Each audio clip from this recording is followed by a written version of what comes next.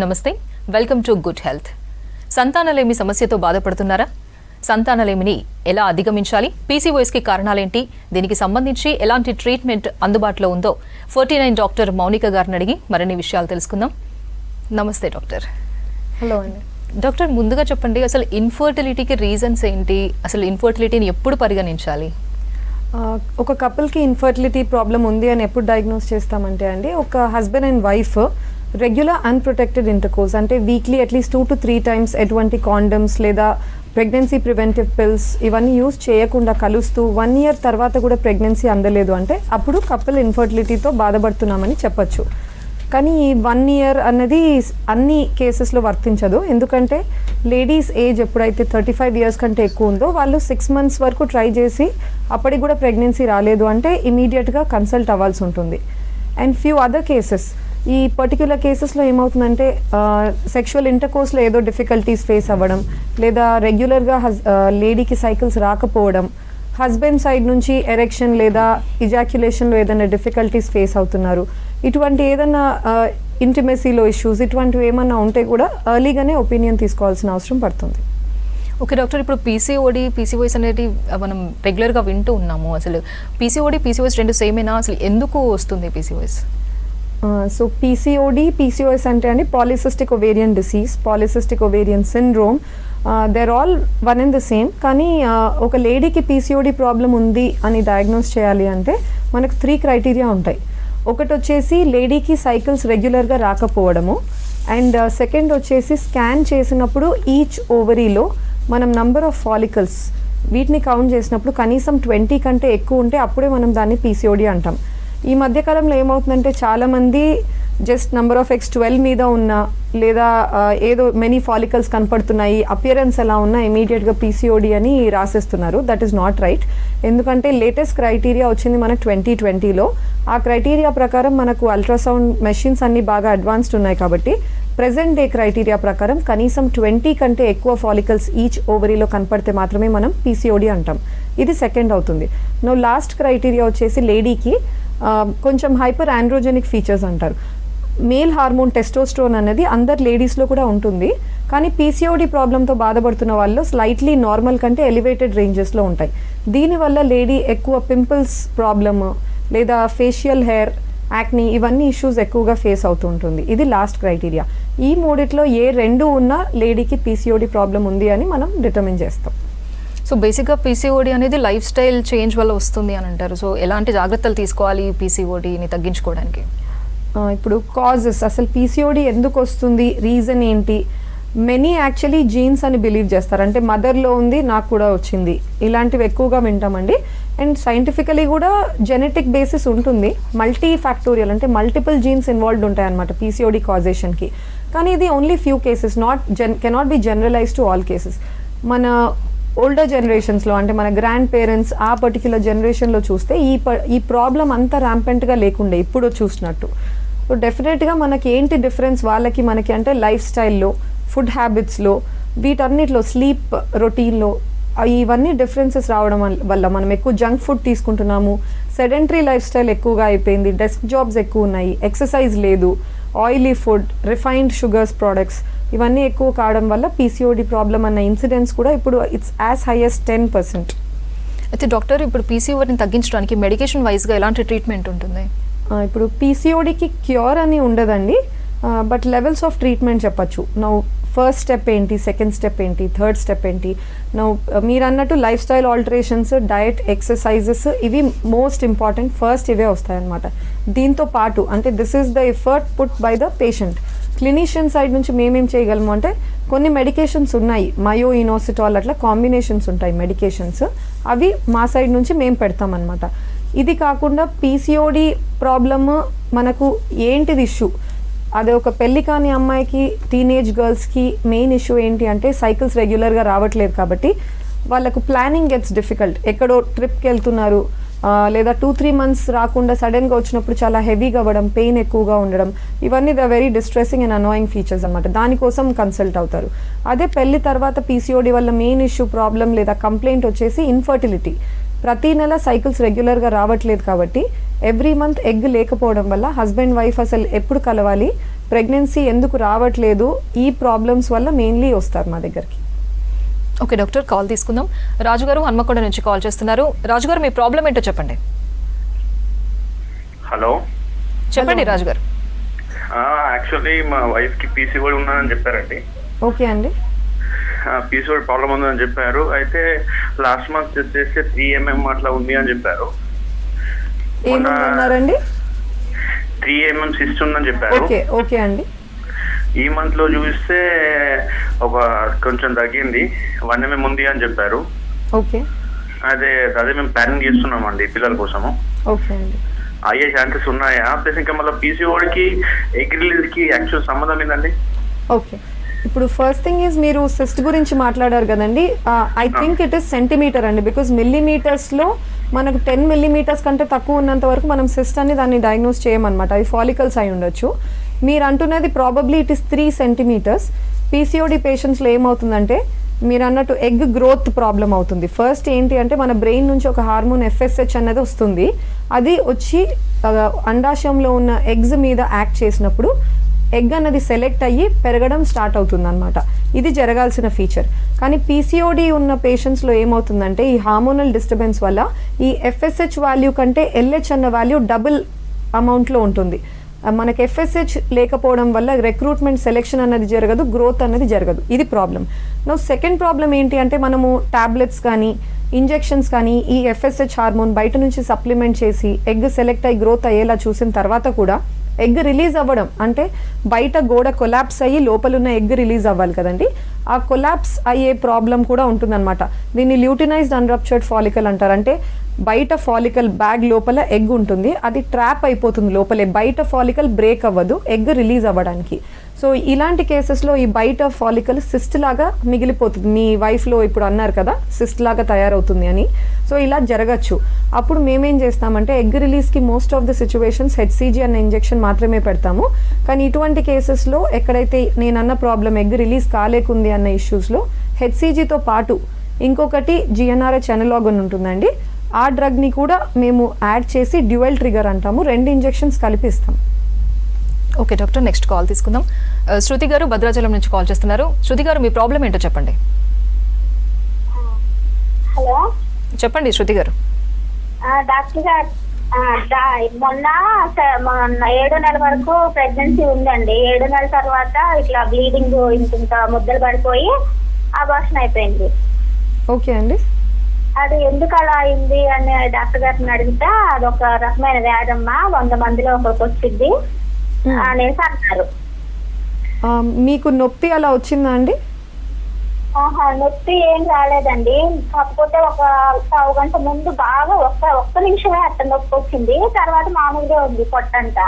BP problem, BP ఏమన్నా ఉండేనా అండి? బీపీ కానీ ఏది లేదండి. నేను నెల చెకప్కి వెళ్ళి అన్ని చూపించుకొని అల్ట్రాసౌండ్ చేయించుకున్నా. ఓకే, ఇప్పుడు 7th month వరకు వెళ్ళి ఇలా జరిగింది అన్నారు కదండి. మామూలుగా గర్భసంచి మూతి ఎవరికైతే వీక్నెస్ ఉంటుందో 5th 6th month దగ్గరనే బేబీ వెయిట్ని బేర్ చేయలేక సడన్గా పడిపోవడం జరుగుతుంది. కానీ మీరు అన్నది ముద్దల్లాగా బ్లీడింగ్ స్టార్ట్ అయింది అంటున్నారు. కాబట్టి ఈ కేసెస్లో నేను అనుకుంటున్నది ఏంటి అంటే ప్లాసెంటా మాయ అన్నది టైం కంటే ముందే గోడ నుంచి సపరేట్ అవుతుందన్నమాట. అబ్రప్షన్ అంటారు. మీరు అన్నట్టు చాలా రేర్గానే జరుగుతుంది. సో మాయ ఎప్పుడైతే టైంకి ముందే సపరేట్ అయిపోయింది అనుకోండి, ఆ సపరేట్ అయినప్పుడు గర్భసంచి గోడకి మాయకి మధ్యలో బ్లీడింగ్ అనేది మొదలవుతుంది. ఆ బ్లీడింగ్ మీకు బయట కనపడుతుంది అనమాట. టైంకి ముందే సపరేట్ అయింది అంటే ఖచ్చితంగా ఇంకా డెలివరీకి వెళ్ళిపోవాల్సి వస్తుంది. బేబీకి కూడా ప్రాబ్లం అయ్యే అవకాశం ఉంటుంది. మీరు అన్న 7th monthలో బేబీ వెయిట్ ఎంత ఉందో మనకు తెలీదు. వయబిలిటీ అంటాం. కనీసం 7 months కంప్లీట్ అయ్యి కనీసం బేబీ 1 kg అన్న వెయిట్ ఉంటే సాల్వేజ్ అవ్వడానికి లేదా డెలివరీ అయిన తర్వాత కూడా బేబీ సర్వైవ్ అవ్వడానికి కొంచెమన్నా ఛాన్స్ ఉంటుంది. కానీ వెయిట్ మరీ తక్కువగా ఉంది, 7 months కూడా కంప్లీట్ కాలేదు, దానికి ముందే డెలివరీ జరిగింది అంటే బేబీ సర్వైవల్ ఛాన్సెస్ చాలా తక్కువగా ఉంటాయి. నెక్స్ట్ టైం ఏంటి అంటే ఈ ప్రాబ్లం ఉంది అని ఒకసారి హిస్టరీ ఉంది అంటే రిపీట్ అయ్యే ఛాన్సెస్ తక్కువ అండి. బట్ చాలా మందిలో ఎవరిలో ఈ ప్రాబ్లం అన్నది అరైజ్ అవుతుందంటే బీపీ హై ఉన్న వాళ్ళే వస్తుంది. అందుకని మీరు ఫస్ట్ నుంచే బీపీ కంట్రోల్లో ఉందా లేదా అని మానిటర్ చేయించుకోవడం బెటర్ ఆప్షన్. ఓకే డాక్టర్, ఇప్పుడు ఫైబ్రాయిడ్స్ అని కూడా మనం చాలా వింటున్నాము. ఇది కూడా ఇన్ఫర్టిలిటీకి కారణం అవుతుందంటారా? ఇప్పుడు ఫైబ్రాయిడ్స్ అనేవి గర్భసంచి గోడలో మయోమెట్రియం అని ఉంటుందండి, అంటే మజిల్ లేయర్ అనమాట. ఆ లేయర్లో ఈ మజిల్స్ ఎప్పుడైతే మోర్ దెన్ నీడెడ్ ప్రాలిఫరేట్ అయ్యి ఒక చోట ముద్దలాగా చేరుతాయో దాన్ని మనం ఫైబ్రాయిడ్ అంటాం. నా ఫైబ్రాయిడ్ ఇన్ఫర్టిలిటీకి ఎంత మాత్రం దారి తీస్తుంది, ఎంత మాత్రం రెస్పాన్సిబుల్ ఉంటుంది? ప్రతిసారి వీ కెనాట్ బ్లేమ్. ఫైబ్రాయిడ్ ఉంది అన్న వెంటనే అవును దీనివల్లే ప్రాబ్లం ఉంది, లేడీలోనే ఇష్యూ ఉంది అందుకే ఇది కావట్లేదు అని అయితే వీ డోంట్ డూ దాట్. ఎందుకంటే ఫైబ్రాయిడ్స్ ఇంపార్టెంట్. అసలు లొకేషన్ ఏంటి, దాని సైజ్ ఏంటి, దానివల్ల లేడీలో ఏమైనా సిమ్టమ్స్ కనపడుతున్నాయా, ఇవన్నీ డీటెయిల్గా హిస్టరీ తీసుకోవాల్సి ఉంటుంది. ఫైబ్రాయిడ్స్ రకాలు ఉంటాయి. ఒకటి సబ్మ్యూకోజల్ ఫైబ్రాయిడ్స్ అంటారు, అంటే గర్భసంచి పొరకి క్లోజ్గా ఉండి పొర మీద ప్రెస్ ఇండెంటేషన్ అవుతూ ఉంటుంది అనమాట. ఇటువంటి ఫైబ్రాయిడ్స్ కొంచెం ఇన్ఫర్టిలిటీ ప్రాబ్లం చేయొచ్చు, ఎందుకంటే పిండం తయారైన తర్వాత ట్యూబ్లో వచ్చి గర్భసంచి గోడకు అతుక్కోవాల్సి ఉంటుంది. ఆ పొర ఎక్కడైతే అతుక్కోవాల్సి ఉందో దానికి అండర్లైన్ ఫైబ్రాయిడ్ వల్ల పుష్ ఉంది అంటే అతుక్కోలేకపోతుంది అనమాట. అందుకని ఇన్ఫర్టిలిటీ ప్రాబ్లం రావచ్చు. ఇదే ఇంట్రామ్యూరల్ ఫైబ్రాయిడ్స్ అంటే గోడలో ప్రాపర్ ఉంటాయి, లైనింగ్ మీద కానీ క్యావిటీ మీద కానీ ఎటువంటి ఇండెంటేషన్ ఉండదు. ఇట్లాంటి కేసెస్లో most of the times it doesn't cause much problem. ఎప్పుడైతే 3 సెంటీమీటర్స్ 5 సెంటీమీటర్స్ కంటే ఎక్కువ ఉంది డైమెన్షన్స్ అంటే అప్పుడు we might look in to reasons. ఏమైనా సిమ్టమ్స్ ఉన్నాయా, బ్లీడింగ్ హెవీగా అవుతుందా, పెయిన్ ఎక్కువగా ఉందా, బ్లీడింగ్ ఎక్కువగా అవ్వడం వల్ల లేడీ అనీమిక్ అవుతున్నారా, సర్జరీ ట్రీట్మెంట్ ఏమైనా అవసరమా అన్నది అప్పుడు చూస్తాం. ఓకే డాక్టర్, నెక్స్ట్ కాల్ తీసుకుందాం. సంతోష్ గారు ఆదిలాబాద్ నుంచి కాల్ చేస్తున్నారు. సంతోష్ గారు మీ ప్రాబ్లం ఏంటో చెప్పండి. మా వైఫ్ కి థైరాయిడ్ ఉందని చెప్పారండి. రీసెంట్లీ మాకు మ్యారేజ్ అయ్యి 7 months అవుతుంది. అయితే మొన్న రీసెంట్లీ అది గైనకాలజీ దగ్గర చెక్ చేస్తే తనకు థైరాయిడ్ ఉంది అని చెప్పారు. ప్లస్ ఇంకా అట్లా పీసీఓడి ప్రాబ్లం ఉందని కూడా చెప్పారు. అదే ప్లాన్ చేస్తున్నామండి మేము పిల్లల కోసము. ఓకే అండి, మ్యారేజ్ ఎంత టైం అవుతుందండి? 7 months అవుతుందండి. ఓకే అండి, ఏజ్ ఎంత అండి లేడీది, వైఫ్? 23 అండి. 23. ఓకే. ఈ PCOD problem, thyroid problem usually coexisting ఉంటాయండి. నియర్లీ ఎవరైతే పీసీఓడి ప్రాబ్లంతో బాధపడుతున్నారో 40% విమెన్లో కోఎగ్జిస్టింగ్ థైరాయిడ్ ఇష్యూ కూడా ఉంటుంది. థైరాయిడ్ ప్రాబ్లం ఉంది అని ఎలా చెప్తాము అంటే 2 టైప్స్ ఉండొచ్చు. హైపోథైరాయిడిజం, హైపర్ థైరాయిడిజం అంటాం. హైపోథైరాయిడిజం అంటే టీఎస్హెచ్ వాల్యూ, వాళ్ళకు థైరాయిడ్ హార్మోన్ అడిక్వేట్గా గ్లాండ్ అనేది నెక్లో ఉంటుంది, అడిక్వేట్ అమౌంట్స్లో రిలీజ్ అవ్వట్లేదు కాబట్టి బ్రెయిన్ నుంచి టీఎస్హెచ్ అన్న హార్మోన్ అంటే ఏదైతే స్టిమ్యులేట్ చేస్తుందో తక్కువ హార్మోన్స్ ఉంది కాబట్టి ఆ సిగ్నల్ అనేది ఎక్కువగా రిలీజ్ అవుతుంది, టీఎస్హెచ్ హై వస్తుంది అనమాట. మనకు ఐడియలీ టీఎస్హెచ్ 2.5 లోపల ఉండాలి, especially ladies who are attempting or trying for pregnancy లేదా క్యారీయింగ్ ప్రెగ్నెన్సీ ఇండివిజువల్స్లో 2.5 to 4 రేంజ్లో ఉంటే సబ్ క్లినికల్ రేంజ్ అంటాం. అంటే వీళ్ళలో we try to repeat the value and see ఏమైనా డోస్ స్టార్ట్ చేయాలా లేదా అనేది. 4 మీద ఉంటే మాత్రం ఓవర్ట్ హైపోథైరాయిడిజం అండి, డెఫినెట్గా ట్రీట్ చేయాల్సి ఉంటుంది. అది బేసిక్ థైరాయిడ్ హార్మోన్ సప్లిమెంట్స్ బయట నుంచి ఉంటాయి. మీ వైఫ్ది బాడీ వెయిట్ ఏంటి అదంతా చూసుకొని దాన్ని బట్టి డోస్ క్యాల్కులేట్ అవుతుంది. ఆ డోసేజ్ మీరు తీసుకున్నంత వరకు, థైరాయిడ్ కంట్రోల్లో ఉన్నంత వరకు ఇష్యూ ఏమి ఉండదు. ఓకే డాక్టర్, ఇప్పుడు చెప్పారు థైరాయిడ్ ప్రాబ్లం గురించి, అలాగే డయాబెటీస్ కూడా ఇన్ఫర్టిలిటీని ఎఫెక్ట్ చేస్తుందంటారా? నా డయాబెటీస్ ప్రాబ్లంలో ఏమవుతుందంటే అండి, షుగర్స్ కంట్రోల్లో లేవు. When sugars are not under control, మనకు అందరికీ తెలిసింది ఏంటంటే ఏదైనా దెబ్బ తగిలితే షుగర్ పేషెంట్స్కి ఈజీగా మానదు, అన్లైక్ అస్. నో రీజన్ ఎందుకు అంటే డయాబెటీస్ ఎన్నో విధాలుగా ఎఫెక్ట్ అవుతుంది. బ్లడ్ వెజల్స్ని, బ్లడ్ సప్లైని ఎఫెక్ట్ చేస్తుంది. లోకల్గా మన గ్రోత్ ఫ్యాక్టర్స్, యాంటీ ఆక్సిడెంట్స్ అని ఉంటాయి అనమాట. ఆ యాంటీ ఆక్సిడెంట్స్ తక్కువగా ఉంటాయి. ఆ హీలింగ్ ప్రాసెస్ అనేది చాలా పువర్ ఉంటుంది. ప్రాపర్ బ్లడ్ ఫ్లో లేకపోవడం వల్ల ఆ గ్రోత్ ఫ్యాక్టర్స్ రీచ్ అయ్యి రీజనరేట్ అనేది జరగట్లేదు. సేమ్ ఇష్యూ అనమాట. మనకు వెజల్స్ అఫెక్ట్ అవుతున్నాయి అంటే ఓవరీలో ఉన్న ఎగ్స్ క్వాలిటీ కూడా అఫెక్ట్ అయ్యే ఛాన్సెస్ ఉంటాయి. అందుకని ఇన్ఫర్టిలిటీ ప్రాబ్లం రావచ్చు. అండ్ విమెన్ కంటే కూడా మెన్లో ఇంకా కూడా ఎక్కువగా ఏమవుతుందంటే ఎవరికైతే డయాబెటిక్ ప్రాబ్లమ్స్ ఉన్నాయో, ఒకటి వెజల్ ఇష్యూ నేను అన్నాను, సెకండ్ నర్వ్స్ కూడా ఎఫెక్ట్ అవుతాయి అనమాట. ఈ నర్వ్స్ వెజల్స్ ఎఫెక్ట్ అవ్వడం వల్ల హస్బెండ్కి ఎరెక్షన్ ప్రాబ్లమ్స్ కూడా కంప్లైంట్ చేస్తారు, లేదా స్పర్మ్ క్వాలిటీలో ఎఫెక్ట్ అవ్వచ్చు. డిఎన్ఏ ఫ్రాగ్మెంటేషన్ ఇండెక్స్ అని ఒకటి ఉంటుంది. ప్రతి స్పర్మ్లో లోపల జెనెటిక్ మెటీరియల్ ఉంటుంది. ఆ ఫ్రాగ్మెంటేషన్ ఇండెక్స్ అనేది ఈ డయాబెటీస్, ఎస్పెషలీ అన్కంట్రోల్డ్ షుగర్స్ ఉన్న వాళ్ళలో చాలా ఎలివేటెడ్గా ఉంటుంది. ఇలా ఉన్నప్పుడు ప్రెగ్నెన్సీస్ రావడం కష్టము. అండ్ అటువంటి స్పర్మ్తో ప్రెగ్నెన్సీ వచ్చినా కూడా మిస్క్యారేజెస్ హిస్టరీ ఎక్కువగా ఉంటుంది. ఓకే డాక్టర్, కాల్ తీసుకుందాం. శైలజ గారు వరంగల్ నుంచి కాల్ చేస్తున్నారు. శైలజ గారు ప్రాబ్లం ఏంటో చెప్పండి. మేడం నమస్తే అండి. నమస్తే అండి. మా మ్యారేజ్ అయ్యి 4 years రన్నింగ్ లో ఉందండి. మామూలుగా చూపించుకుంటే ఇర్రెగ్యులర్ పీరియడ్ ఉండే 2 years వెయిట్ చేసి చూపించుకుంటే ఫాలికల్ ఉంది అని hysteroscopy laparoscopy చేసిళ్ళు.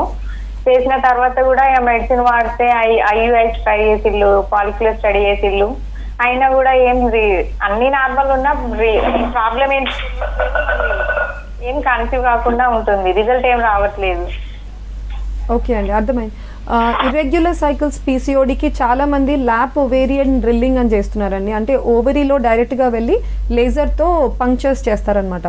The intention behind doing this ఎందుకు చేస్తాము అంటే, ఆ లేజర్ ఎనర్జీ వేసినప్పుడు లోకల్గా మనకు ఆ మేల్ హార్మోన్ ఆండ్రోజెనిక్ ఎన్వైర్న్మెంట్ ఏదైతే ఉందో పీసీఓడిలో అది తగ్గి ఫ్యూచర్ సైకిల్స్లో మనం ట్రీట్మెంట్ ఇచ్చినప్పుడు బెటర్గా రెస్పాండ్ అవుతారని ఇస్తాం. కానీ ఈ lap ovarian drilling permanent solution అస్సలు కాదండి. ఏదో ఒక ఫ్యూ మంత్స్ లేదా 5-6 మంత్స్ వరకు పీరియడ్స్ రెగ్యులర్గా రావచ్చు. ఆ తర్వాత మళ్ళీ బ్యాక్ టు ఒరిజినల్, మళ్ళీ ఇర్రెగ్యులర్ అయిపోతాయి, మళ్ళీ అదే ట్రీట్మెంట్స్ తీసుకోవాల్సి వస్తుంది. Now coming to treatments wise, problem ఏం ఉందా లేదా అనేది ఏం చూసుకోగలమంటే, ఎగ్ నంబర్స్ బాగానే ఉన్నాయా, ఒక ఎగ్ పెరిగి రిలీజ్ అవుతుందా, ట్యూబ్స్ ఓపెన్ ఉన్నాయా, హస్బెండ్ కౌంట్స్ బాగున్నాయా, ఇంతవరకే మనం చూడగలిగింది. కానీ చూడలేనివి ఎన్నో ఫీచర్స్ ఉంటాయి. ఎగ్ క్వాలిటీ, కణం క్వాలిటీ, ట్యూబ్ కరెక్ట్గా ఓవరీ మీద కూర్చొని ఎగ్ రిలీజ్ అయ్యే టైం కలెక్ట్ చేసుకోగలుగుతుందా లేదా, గర్భసంచి లోపల పొర యాక్సెప్ట్ చేస్తుందా పిండంని, ఇటువంటి ఫ్యాక్టర్స్ అన్నీ మనకు తెలీదు. వీటిలో ఏమైనా ఇష్యూస్ ఉన్నాయో తెలీదు. వీటన్నిటిని మనం అన్ఎక్స్ప్లెయిన్డ్ ఇన్ఫర్టిలిటీ కింద వేస్తాం. నియర్లీ 30% కపుల్స్, అంటే ఒక 10 మంది మా క్లినిక్లో వస్తే నియర్లీ 3-4 పీపుల్ ఇలానే ఉంటారు. ఎటువంటి ప్రాబ్లం కనపడదు, కానీ ఏ ట్రీట్మెంట్లో కూడా రిజల్ట్ అనేది రాదనమాట. ఇలాంటి కేసెస్లో న్యాచురల్గా ట్రై చేసినప్పుడు 2-4% పర్ మంత్ మాత్రమే సక్సెస్ రేట్ ఉంటుంది. ఐయుఐ లాంటి పద్ధతుల్లో 10-15% ఉంటుందండి. ఐవీఎఫ్లోనే అరౌండ్ 40-50% దాకా అచీవ్ చేయొచ్చు మీరు. Okay doctor, primary infertility and secondary infertility అంటే ఏంటి డాక్టర్? ప్రైమరీ ఇన్ఫర్టిలిటీ అంటే లేడీకి ఇంతవరకు ప్రెగ్నెన్సీ అనేది ఎప్పుడు రాలేదు, ఆ ప్రాబ్లంతో బాధపడుతున్నారంటే ప్రైమరీ ఇన్ఫర్టిలిటీ అంటాం. సెకండరీ ఇన్ఫర్టిలిటీ అంటే ఆల్రెడీ ఒక ప్రెగ్నెన్సీ తనకు వచ్చింది, అది ఏమన్నా కాన్సిక్వెన్సెస్ ఉండొచ్చు. అంటే వాళ్ళే వద్దనుకొని ఉండొచ్చు, బికాజ్ వాళ్ళు ఫైనాన్షియలీ ప్రిపేర్డ్గా లేరు, మెంటలీ ప్రిపేర్డ్గా లేరు అని, లేదా దానంత అదే స్పాంటేనియస్గా మిస్క్యారేజ్ అయి ఉండొచ్చు, లేదా ప్రాపర్గా ప్రోగ్రెస్ అయ్యి హెల్తీ బేబీ డెలివరీ కూడా అయ్యి ఉండొచ్చు. ఇప్పుడు సెకండ్ ప్రెగ్నెన్సీ అనేది రావడం కష్టంగా ఉంది. ఈ కేసెస్ని మనం సెకండరీ ఇన్ఫర్టిలిటీగా చూస్తాం. ఒక డెకెడ్ బ్యాక్ అట్లా ఆ టైం చూస్తే ప్రైమరీ ఇన్ఫర్టిలిటీ అంత ర్యాంపెంట్గా సెకండరీ ఇన్ఫర్టిలిటీ లేకుండే. కానీ ఇప్పుడు ఏమవుతుందంటే primary infertility, secondary infertility incidence almost similar అయిపోతుంది. అంటే ఒక కిడ్ డెలివరీ అయిన తర్వాత కూడా సెకండ్ ప్రెగ్నెన్సీకి బాధపడే కపుల్స్ చాలామంది ఉన్నారు. రీజన్స్ ఏమై ఉండొచ్చు అంటే, నౌ స్పేసింగ్, అసలు ఎన్ని ఇయర్స్ అయింది ఫస్ట్ డెలివరీ అయ్యి, ఆ టైంకి ఈ టైంకి డిఫరెన్స్ ఏముండొచ్చు అంటే ఏజ్ ఆఫ్ ద కపుల్, హస్బెండ్లో ఏమన్నా కొత్తగా హ్యాబిట్స్, స్మోకింగ్ కానీ డ్రింకింగ్ కానీ, లైఫ్ స్టైల్ వల్ల స్పర్మ్ కౌంట్స్ ఏమైనా పడిపోయాయా, రీసెంట్లీ డయాగ్నోస్డ్ డయాబెటీస్ కానీ థైరాయిడ్ ఇష్యూస్ ఏమన్నా క్రాప్ అప్ అయ్యాయా, లేడీలో ఎగ్ నంబర్స్ పడిపోతూ ఉంటాయి విత్ ఏజ్, కాబట్టి ఆ రిజర్వ్ ఏమన్నా డ్రాస్టిక్గా డిక్లైన్ అయిందా, రీజన్ ఏంటి అన్నది మనం చూసుకోవాల్సి ఉంటుంది. ఓకే డాక్టర్, నెక్స్ట్ కాల్ తీసుకుందాం. రాజేష్ గారు హైదరాబాద్ నుంచి కాల్ చేస్తున్నారు. రాజేష్ గారు, మీ ప్రాబ్లం ఏంటో చెప్పండి. నమస్తే మేడం, అది రీసెంట్లీ మ్యారేజ్ అయింది మేడం. అది అయితే పిల్లల కోసం చూస్తున్నాము. చూస్తే అయితే గైనకాలజిస్ట్ దగ్గరికి వెళ్తే తను నీటి పురుగులు ఉన్నాయని చెప్పారు. అది నోవిలోన్ అదొకటి ఇచ్చారు, ప్లస్ ఇంకా సోలియా D3 అదొక టాబ్లెట్ ఇచ్చారు, మళ్ళీ కావర్లిన్ 0.25 ఇచ్చారు. ఇది చేసుకుంటే తగ్గైపోతుంది మేడం? ఓకే అండి, ఇప్పుడు మీరు అంటున్న నోవెలాన్ టాబ్లెట్ అనేది దే ఆర్ యాక్చువల్గా హార్మోనల్ పిల్స్ అండి. వాటిలో ఈస్ట్రోజన్, ప్రొజెస్ట్రాన్ అన్న హార్మోన్ కాంబినేషన్ ఉంటుంది. పీసీఓడిలో మీకు సైకిల్స్ రెగ్యులర్గా రావు కాబట్టి జస్ట్ సైకిల్స్ రెగ్యులరైజ్ కావడానికి మీరు తీసుకున్నంత వరకు మాత్రమే రెగ్యులర్గా వస్తుంటాయి. నోవెలాన్ అనేది మీకు ప్రెగ్నెన్సీకి హెల్ప్ చేయదు. ఎందుకంటే మీకు every time you take Novelon continuous estrogen, progesterone exposure ఉంది కాబట్టి they are also birth control pills. యాక్చువల్గా ఎగ్ మీకు పెరగదనమాట, అది ఒకటి. నెక్స్ట్ క్యాబర్గోలిన్ ఇచ్చారు. క్యాబర్గోలిన్ ఎందుకు ఇచ్చి ఉండొచ్చు అంటే ప్రొలాక్టిన్ అన్న హార్మోన్ చేసి ఉంటారు, అది బ్రెయిన్ నుంచి రిలీజ్ అవుతుంది. ఈ ప్రొలాక్టిన్ హార్మోన్ కూడా కంట్రోల్లో లేకుంటే మీకు ఎగ్ గ్రోత్లో ఇంటర్ఫియరెన్స్ ఉంటుంది, అది తగ్గించడానికి ఈ క్యాబర్గోలిన్ టాబ్లెట్ పెట్టారు. అండ్ లాస్ట్ ఫోలిక్ యాసిడ్ అండి. Any lady planning for pregnancy folic acid తీసుకోవాల్సి ఉంటుంది. సో మీరు తీసుకుంటున్న ట్యాబ్లెట్స్లో నోవెలాన్ మేబీ పీరియడ్ రావడానికి పెట్టారు, రెగ్యులరైజ్ కావడానికి అంతే.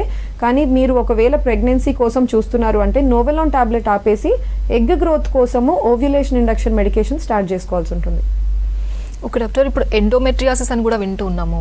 అసలు ఏంటి ఎండోమెట్రియాసిస్, ఎందుకు వస్తుంది, రీజన్స్ ఏంటి మేడం?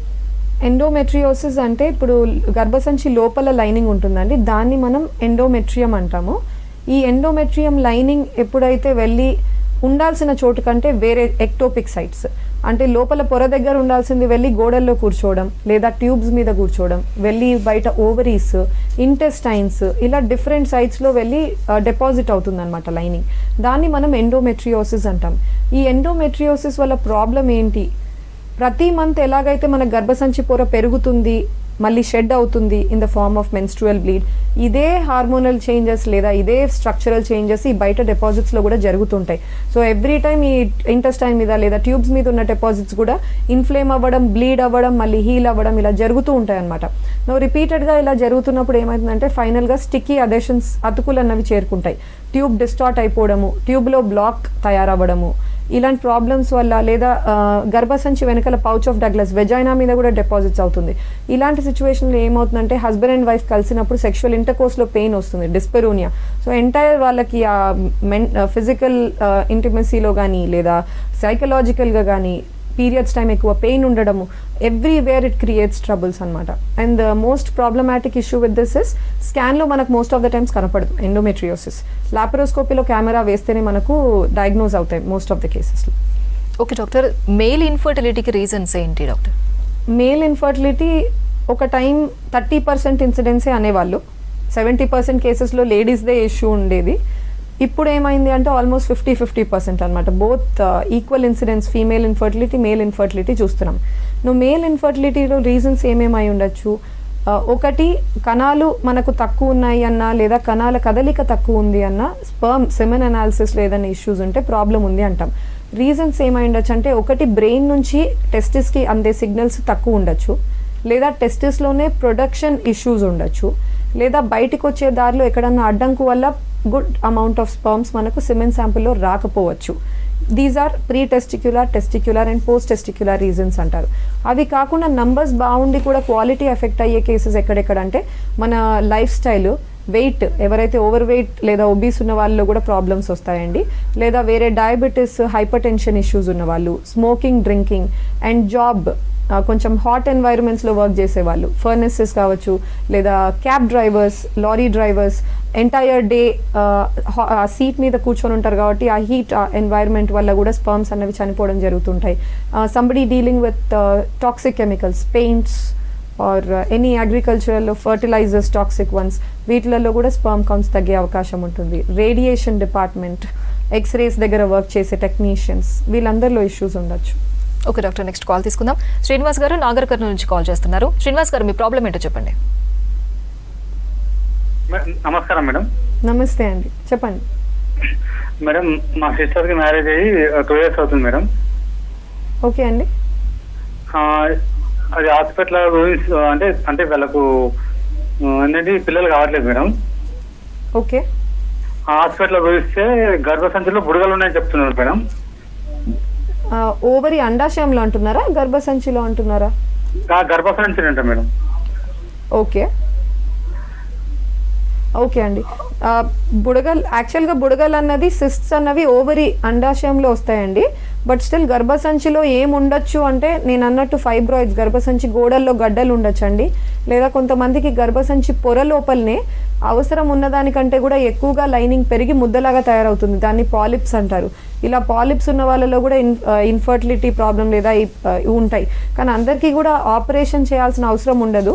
ప్రతిదానికి ఇండికేషన్స్ ఉంటాయి, ఇట్లా ఇట్లా ఇంత సైజ్ ఉంది, ఇలా లొకేషన్ ఉంది, ఇలా ప్రాబ్లమ్స్ క్రియేట్ చేస్తుంది అన్న వాళ్ళలోనే ఆపరేషన్స్కి వెళ్తాం, అదర్వైజ్ నాట్ నీడెడ్. మీరు అంటున్నవి నాకు ఎగ్జాక్ట్గా అర్థం కావట్లేదు, కానీ వీటిల్లో ఏదో ఒక రీజన్ అయితే అయి ఉండొచ్చు. Okay doctor, thank you so much. ఇది వాళ్ళ good health. Stay tune to V6 news.